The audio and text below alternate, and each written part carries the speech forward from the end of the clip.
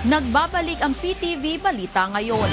Pinahintulutan ng International Criminal Court o ICC ang hiling ni dating Pangulong Rodrigo Duterte na hindi dumalo sa kanyang confirmation hearing sa February 23.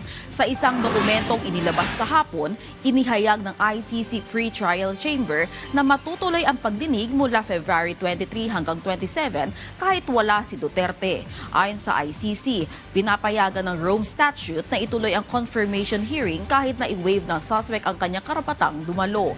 Ngunit nilinaw ng korte na kailangan personal na humarap si Duterte sakaling makumpirma ang mga kaso at umusad ito sa paglilitis. Dahil hindi pinapayagan ng Rome Statute ang trial na wala ang akusado.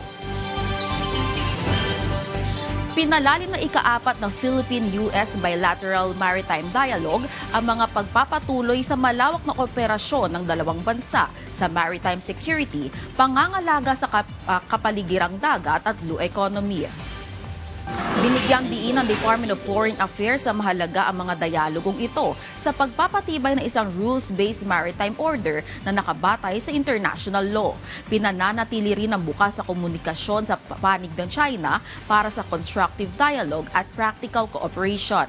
Kaugnay nito, malugod na tinanggap ng DFA ang pagiging bukas ng Senado na makipagdialogo sa Chinese Embassy sa Maynila na tinitignan bilang pagkakataon para sa maayos at profesional na talakayan para matugunan ang mga magkakaibang pananaw at matukoy ang mga posibleng pagkakasundo. At yan ang mga balita sa oras sa ito. Para sa iba pang updates, i-follow at i-like kami sa aming social media sites at sa PTV PH. Ako si Vel Custodio para sa Pambansang TV sa Bagong Pilipinas.